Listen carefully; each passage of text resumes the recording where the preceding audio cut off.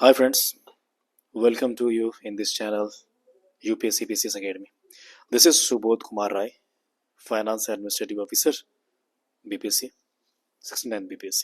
तो दोस्तों आज मैं बताना चाहूँगा आपको जो नोटिफिकेशन आया है, एडवर्टाइजमेंट आया है वो आ चुका है बीपीएससी का, लॉन्ग अवेटेड। बहुत दिन से लोग कयास लगा रहे थे कि आज आएगा कल आएगा, तो फाइनली नोटिफिकेशन आ गया है 71st बीपीएससी के लिए। और लगभग लगभग आपको 1250 जो है ना 1250 के आसपास जो है ना वैकेंसी आया है। और अभी जो है हाल ही में ये भी न्यूज आया कि इसमें जो है ना ऐड हो गया है, आपका डीएसपी का पद ऐड हो गया, लगभग 14 डीएसपी का भी वैकेंसी आ चुका है। ठीक है, तो फ्रेंड्स और इसका जो डेट है आपको वो मैं आपको बता दूं कि 2 तारीख से स्टार्ट हो रहा है, 2 जून से 2 जून से लेकर के, और ये 30 जून तक रहेगा, याद रखिए। तो आप लोग जितनी जल्दी हो सके अपना फॉर्म फिलअप कर लीजिए, क्योंकि लास्ट टाइम में हमेशा प्रॉब्लम होता है। ठीक है, तो इस वजह से आप जल्दी भर लीजिए फॉर्म। और एक बार हाँ जरूर फॉर्म भरने से पहले आप एक बार जरूर पढ़ लीजिए। और इस बार जो है ना फिर मैं बता दूं कि जो 70 वाला जो बीपीएससी हुआ था, 70 में बीपीएससी हुआ था, उसी की तरह इस बार भी वैकेंसी जो है वो एसडीएम का जो है यानी कि अनुमंडल पदाधिकारी जो है ये काफ़ी आया है, यानी कि 100 के आसपास आया, जो कि काफ़ी माना जाता है। 100 एसडीएम का सीट बहुत ज़्यादा होता है, और इसलिए एक गोल्डन अपॉर्चुनिटी है इस बार भी। जिन लोगों का जो है मेंस अच्छा नहीं रहा, 70 वाला, या फिर प्रीलिम्स नहीं पास कर पाया, उनके लिए गोल्डन चांस है कि आप अच्छा से तैयारी कीजिए। और इवन जिसने 70वीं का मेंस भी लिखा है उनको भी तो देना ही पड़ेगा, क्योंकि जो मेंस का रिजल्ट है मुझे लग रहा है कि एटलीस्ट 6 महीने के आसपास तो वो लेंगे ही, तो सभी को देना पड़ेगा, right. So guys this is the first. चलिए कुछ हम लोग पोस्ट के बारे में बात करते हैं, या फिर आगे और भी जानकारी आपको दूंगा मैं। तो देखिए है ना, क्योंकि मैं ऑलरेडी ट्रेनिंग कर चुका हूँ, तो मैं मेरा हूँ सभी जो ट्रेनी है अलग अलग सर्विसेज से, तो आई हैव आइडियाज़। तो ये देखिए, ये आपको अनुमंडल पदाधिकारी है, वरीय उप समाहर्ता या फिर बिहार प्रशासनिक सेवा भी माना जाता है इसका। तो 100 है, और इसमें जो है 34 जो टोटल पोस्ट में, ये 34 है, ये आपको लेडीज़ के लिए है, महिलाओं के लिए है। लेवल 9 का पोस्ट माना जाता है, और ये आपका 22 साल एज कम से कम होना चाहिए।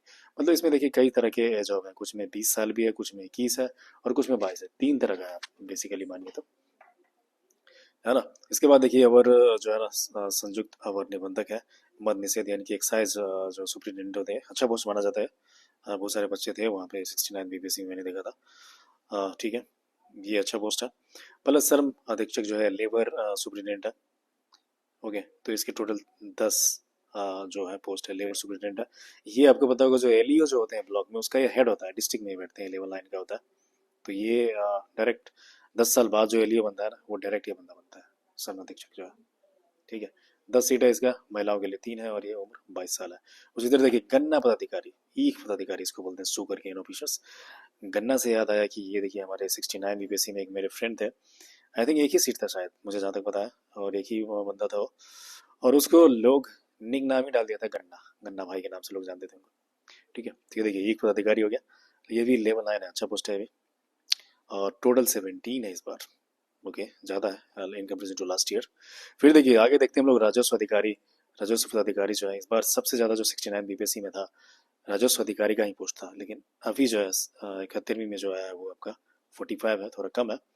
एंड लास्ट ईयर जो है वो लगभग 69 में बात करूँ तो ये आई थिंक उस ट्रेनिंग के दौरान जो हम लोग ट्रेनिंग कर रहे थे उसमें सबसे ज़्यादा बड़ा ग्रुप जो था ये आरओ का ही था, और सेकेंड नंबर पे हमारा एफओ का था। ठीक है, हालांकि इस बार 45 है, बट कोई नहीं, ये भी अच्छा पोस्ट माना जाता है। लेवल 7 का है हालांकि, बट गजटेड होता है। ठीक है, और फिर देखिए प्रखंड पंचायत राज पदाधिकारी यानी कि जो है आपका ब्लॉक पंचायती राज ऑफिसर इसको बोलते हैं, लेवल 7 का है, ये गजटेड नहीं होता है। 22 पोस्ट इसमें टोटल है। इसके बाद देखिए सहकारिता प्रसार पदाधिकारी जो है, ये देखिए इंपॉर्टेंट चीज़ है, लेवल 7 का है, और ये 502, काफ़ी इसका सबसे ज़्यादा वैकेंसी इस बार जो आया है ये इसी का है, सहकारिता वाला है। ठीक है, और इसमें एक महत्वपूर्ण बात ये भी मैं बता दूं कि ये जो जिनका एज एक्सपायर कर गया है वो भी इसमें पढ़ सकते हैं, क्योंकि आगे मैं बताऊंगा, क्योंकि इसका जो डेट है कैलकुलेट कर रहा है ये 2015 के हिसाब से कर रहा है, तो इस वजह से ये रीजन है। फिर देखिए प्रखंड पदाधिकारी होते हैं, इसका 13 सीट है, और 21 साल इसमें चाहिए। और फिर ये प्रखंड अल्पसंख्यक माइनॉरिटी अफसर जो बोलते हैं, ये 22 साल के लिए है। और क्या बात है, इसका पोस्ट तो काफ़ी ज़्यादा है, 459 इसका है ना। तो ये रहा। इसके अलावा फिर देखिए वित्तीय प्रशासनिक का, जिसमें मैं हूँ, I am already working as a finance administrative officer. तो ये देखिए वित्तीय प्रशासनिक पदाधिकारी एवं समकक्ष या फिर बिहार वित्तीय प्रशासन सेवा है, लेवल 9 का काफ़ी अच्छा पोस्ट होता है। और इसके जो है टोटल 79 पोस्ट आए हैं, 22 साल इसका एज होना चाहिए। एंड इसमें एक थोड़ा सा अलग एग्जाम होता है हल्का सा, यानी कि जो मेंस में है वो जो ऑप्शनल्स हैं आपके हैं, अदरवाइज तो आपको ऑब्जेक्टिव होता है, लेकिन इसमें इसमें आपको सब्जेक्टिव देने पड़ेंगे, तो ये थोड़ा अलग है इसमें। ठीक है, और ये पोस्ट आपका कौन अप्लाई कर सकते हैं? तो जिनका भी ग्रेजुएशन में मैथ हो या फिर स्टैटिस्टिक्स हो या फिर इकोनॉमिक्स हो या फिर कॉमर्स या अकाउंट हो, ये लोग इसके लिए मतलब एलिजिबल होते हैं। देखिए यहाँ पे दिया हुआ है ऑलरेडी फाइनेंस एडमिनिस्ट्रेटिव ऑफिसर के बारे में। ठीक है, इन सब सब्जेक्ट से आपका ग्रेजुएशन होना चाहिए। और जो 71st नॉर्मल जो है इंटीग्रेटेड एग्जाम, उसमें तो नॉर्मल आपका कहीं से भी आप स्नातक होना चाहिए, यानी कि ग्रेजुएशन आपको होना चाहिए, कोई भी सब्जेक्ट में होना चाहिए, no matter you are eligible, है ना। आपका एज हो रहा है यानी कि मिनिमम आई थिंक डीएसपी का 20 होता है, तो 20 साल हो रहा होगा तो आप कर सकते हैं। बाकी का 21 है और कुछ का 22 भी है। ठीक है, ऑनलाइन इसका होगा।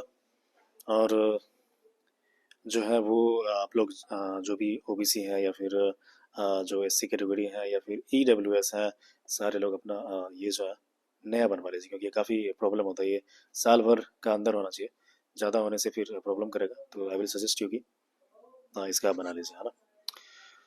एंड देन आगे हम लोग देखेंगे। हाँ देखिए एज जो है, एज यहाँ पे बताया गया आपको 21 साल है, 22 साल है। और कुछ जो डीएसपी है उसके बारे में, क्योंकि इस समय तक डीएसपी का पोस्ट नहीं आया था, तो इस वजह से वो 20 साल नहीं मेंशन किया गया है। नॉर्मली 21 और 22 साल है यहाँ पे, है ना। तो देखिए ये आप देख लीजिए कि इस डेट में आप एलिजिबल है या नहीं है। ओके, 2025 को, 1/8/2025 को लिया गया।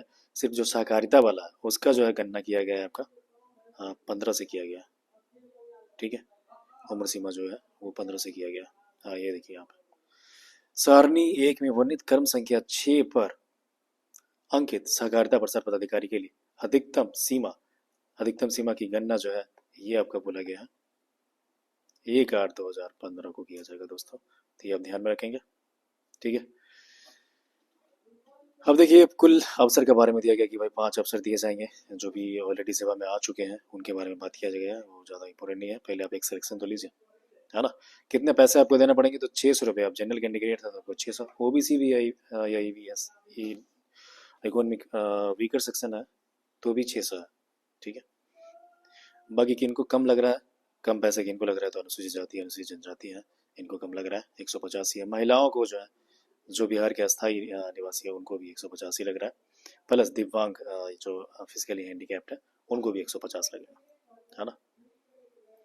एंड फिर आपको जो है देखिए इस बार जो है ओटीपी वाला जो होता है इस बार भी है, वन टाइम रजिस्ट्रेशन इस बार भी करवाना पड़ेगा आपको।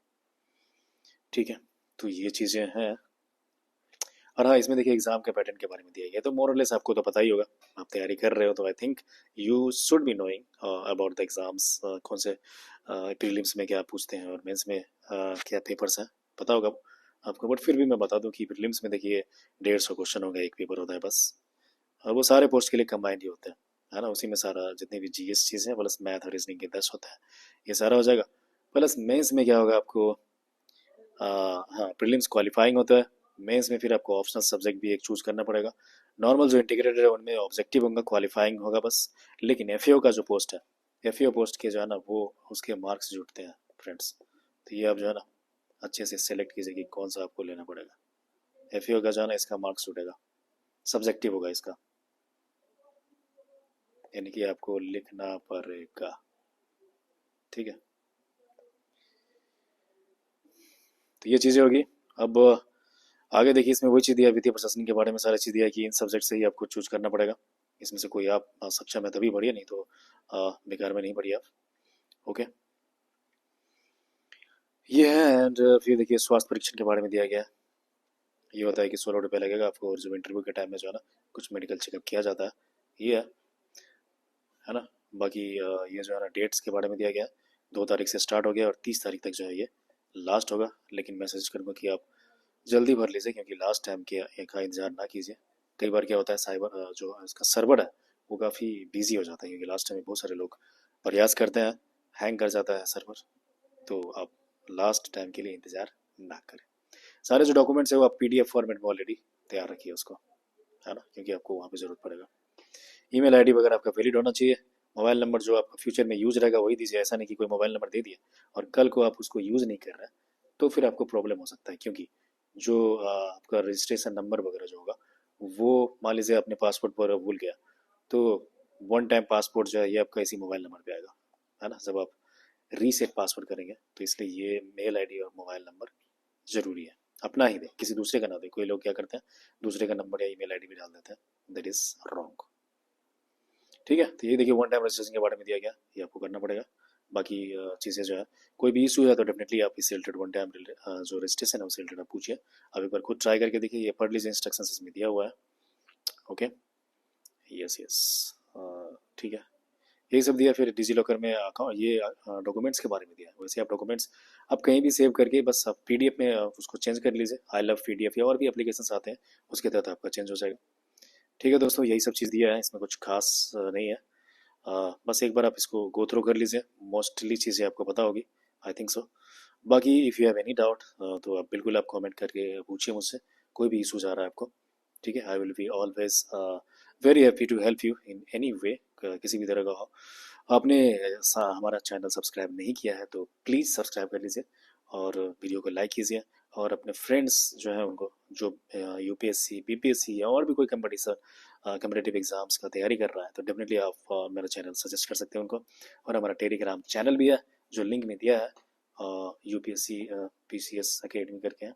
ठीक है, यूपीएससी पीसीएस अकेडमी। ठीक है, आप इसको ज्वाइन कर लीजिए उसमें, क्योंकि मैं जो है ना डालता रहूँगा जो अपडेट्स हैं। ठीक है, ठीक है दोस्तों, तो आप लोग अच्छा से पढ़ाई कीजिए, अपना ख्याल रखिए और मिलते हैं नेक्स्ट वीडियोज़ में। Bye bye.